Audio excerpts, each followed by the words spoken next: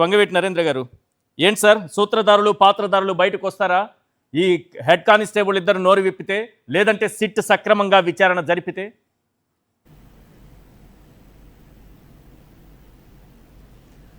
ఒకటే ఈశ్వర్ గారు నేను చెప్పేది, ఆ రోజు డ్యూటీలో ఉన్నటువంటి దాదాపు 15 మెంబర్స్ స్టాఫ్ ఉన్నారు. అసలు వాళ్ళందరి మీద కేసు పెట్టాలి. ఇప్పుడు తమిళనాడులో జరిగినటువంటి ఇన్సిడెంట్ లాకప్ డెత్ది అందరికీ కూడా శిక్ష పడడానికి మెయిన్ కారణం ఏంటంటే, ఆ రోజు డ్యూటీలో ఉన్నటువంటి వాళ్ళందరి పేర్లు కూడా ఆ రోజు కేసులో పెడితే అందులో 2 లేడీస్ అప్రూవల్గా మారారు. ఓకే, దాని నుంచే మొత్తం అంతా కూడా విషయం బయటకు వచ్చింది. నిజమైన కల్ప్రిట్స్ ఎవరు అనేది వాళ్ళకి కరెక్ట్ శిక్ష వేయడం కూడా కోర్టు చాలా చక్కగా వ్యవహరించారు. కానీ ఇక్కడ ఒక్క పర్సన్నే టార్గెట్ చేస్తున్నట్టుగా చూపిస్తే, ఈయనేమో మీరు అన్నారు చూసారు ఇందాక, ఏం జరిగిందంటే తెలీదు, గుర్తులేదు, మర్చిపోయా, ఇదే వర్డ్స్ ఆయన యూజ్ చేయడం. మా నాగరాజు గారి పేరు మీద మౌనం రాజు అని చెప్పని కూడా కథనాలు చాలా స్పష్టంగా వచ్చినాయి. అంతే ముఖ్యంగా ఇంకొక పాయింట్ ఏంటంటే, ఈయన దగ్గరికి బేరం ఆడటానికి వచ్చినటువంటి నాయకులు ఎవరు, అది డెఫినెట్గా వాళ్ళకి ఇతను నోరు విప్పితే వాళ్ళు ఇరుక్కుపోతారనేటువంటి భయం వాళ్ళకుంది. రెండోది, నాగరాజు గారిని అరెస్ట్ చేసినాక నాగరాజు గారికి ఆఫర్ ఎక్కడ వచ్చిందో చెప్పమంటారా?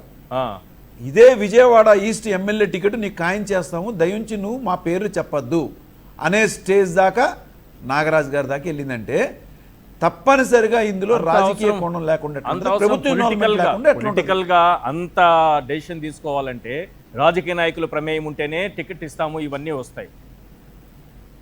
ఏదో సాధారణంగా పోలీస్ స్టేషన్ పరిధిలో జరిగితే రాదు. ఇప్పుడు మీకు డీల్ మాట్లాడినప్పుడు, ఇప్పుడు ఒక సిఏ అనే ఆయన ఏదన్నా జరిగితే, ఇన్సిడెంట్ జరిగితే, ఎక్కడన్నా పొరపాటు జరిగితే మహా అయితే పెనాల్టీ ఎంత కట్టగలుగుతాడంటే, ఆయన శాలరీ మహా అయితే 1,00,000, ఎలవెన్స్లు అన్నీ కలిపితే 1,50,000 పోనీ 2 లక్షలు ఉండొచ్చు. ఆయన 50 లక్షల రూపాయల నుంచి 1 కోటి రూపాయల దాకా ఆయన కడతాడా? ఆయన వెనకాల కడతానికి వచ్చినటువంటి పొలిటికల్ లీడర్స్ ఎవరో తప్పనిసరిగా ఉన్నారు. డీల్ మాట్లాడటానికి వచ్చిన వాళ్ళ పేర్లు కూడా చాలా స్పష్టంగా చెప్పాడు ఆయన. జనసేన నాయకుడు వచ్చాడు మా దగ్గరికి, వాసు అనే అతను వచ్చాడు. వాసు అనే అతని క్యారెక్టర్ తీయండి బయటికి, అతను ఎన్ని కబ్జాలు ఉన్నాయి, అతను ఇంతకుముందు ఏ విషయాల్లో ఉన్నాడు, ఏ దొంగతనం కేసుల్లో ఉన్నాడు, అతను లాడ్జిల వ్యాపారాలు ఏంటి, ఇవన్నీ బయటికి తీస్తే సరిపోద్ది. కేసీఆర్ చిన్ని గారి మీద వస్తున్నటువంటి వ్యవహారం, ఇవన్నీ లోకల్ ఎంపీ ఎమ్మెల్యేలు గద్దె రామ్మోహన్ రావు గారిని వీళ్ళందరినీ కూడా కంపల్సరీ దీనిలో ఇన్వాల్వ్మెంట్ లేవుందే. వాళ్ళ కాన్స్టిట్యున్సీలో ఈ ఇష్యూ ఇంతదిగా సైలెంట్ చేయడానికి కారణం ఏంటి? ఇప్పుడు అంటున్నారు కదా ఇందాక, డీసీఎం ఎవరో పవన్ కళ్యాణ్ గారు అతను ఒక క్రిమినల్ అంటున్నాడు, బాగానే ఉంది. మరి అదే విషయాన్ని ఆయన ఎంతో ప్రగాఢంగా నమ్మకంగా కలిగినటువంటి చాలా ఇష్టమైనటువంటి ముఖ్యమంత్రి ద్వారా ఇదే స్టేట్మెంట్ ఎందుకు ఇప్పట్లేదు ఆయన? అవును, చంద్రబాబు నాయుడు గారు స్టేట్మెంట్ ఇవ్వాలి కదా. ఎస్, మా పవన్ కళ్యాణ్ గారు చెప్పారు, నేను కూడా చెప్తున్నాను, ఇతను ఒక క్రిమినల్ అని చెప్పని అనకుండా ఆ కుటుంబాన్ని పిలిచి మీకు న్యాయం చేస్తానంటే ఏంటి కూటమిలో ద్వంద్వ వైఖరి? ఇవన్నీ దీని వెనకాల జరుగుతున్నటువంటి కుట్ర ఏంటిది? ఇవన్నీ రావాలి అంటే ఇందాక అన్నారు కదా, మధుసూదన్ గారు అన్నారు కదా, సిఐటి సిట్ ద్వారా అయితే హైలీ ఇంపాసిబుల్, ఓన్లీ సిబిఐ అవ్వాలి.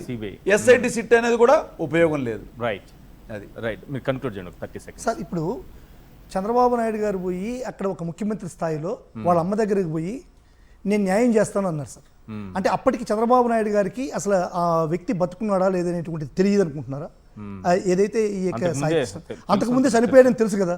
మరి చంద్రబాబు నాయుడు గారు పోయి ఆ సీఎం లెవెల్లో వాళ్ళ అమ్మని సాటిస్ఫై చేస్తూ వాళ్ళ అమ్మ వచ్చి చెప్పింది, సార్ మాకు సీఎంగా న్యాయం చేస్తారని చెప్పి వచ్చి ప్రెస్ ముందు చెప్పింది. అంటే ఒక సీఎం స్థాయిలో పోయినామంటే నా దృష్టిలో అయితే సార్ న్యాయం చేస్తారంటే తల్లికి, అంత శోకంలో ఉన్నటువంటి తల్లికి ఆ యొక్క బిడ్డను తిరిగి తెచ్చేయడమే నా దృష్టిలో అయితే న్యాయం సార్. కానీ చంద్రబాబు నాయుడు గారు బేరం మాట్లాడాడు, అంటే బేరం మాట్లాడాడు, ఎంతకి బేరం మాట్లాడాడు అనేటువంటి సార్ నేనైతే చెప్పగలను సార్. చంద్రబాబు నాయుడు నిస్సిగ్గుగా పోయి ఆడు బేరం మాట్లాడాడు, ఎంతకు బేరం మాట్లాడేటువంటి చంద్రబాబు నాయుడు బయటకు చెప్పాలి. ఒక తల్లి వచ్చి ఆ విధంగా చెప్పిందంటే. ఇంకొకటి సార్, ఈ రోజు గుడివాడ అమర్నాథ్ గారిని ఈ యొక్క మహిళా కమిషన్ పిలిచి ఏదో క్వశ్చన్లు అడిగిందంట. అసలు ఈ మహిళా కమిషన్కి కనీసం జ్ఞానం ఉందా?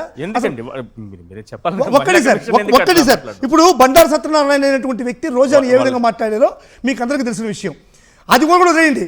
2 రోజులకు ముందర కావల్లో ఒక ఎస్టీ మహిళని వివస్త్రణ చేసి జుట్టు పట్టుకొని నడి రోడ్లోకి లాక్కొచ్చారు సార్.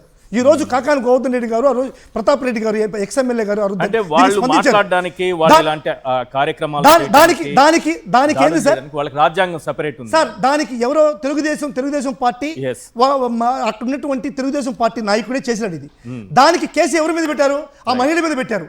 ఆ మహిళని తీసుకొని తహసీల్దార్ ఆఫీస్కి తీసుకుపోయి బలవంతంగా వేలు ముద్రలు వేసి Right. ఆ మహిళని ఎస్టీ కాదని చెప్పి చిత్రీకరించినటువంటి ఈ తెలుగుదేశం ప్రభుత్వాన్ని ఏ విధంగా శిక్షించాలి సార్? వీళ్ళు మహిళల పైన ఎంత దౌర్జన్యం చేస్తున్నారు. Right, sir, ఇటువంటి right. వాటిని స్పందించినటువంటి ఈ మహిళా కమిషన్ ఈ రోజు ఈ మా నాయకుల గురించి స్పందిస్తుందా? Right, ఏంది సార్ ఇది Right, న్యాయం? sir.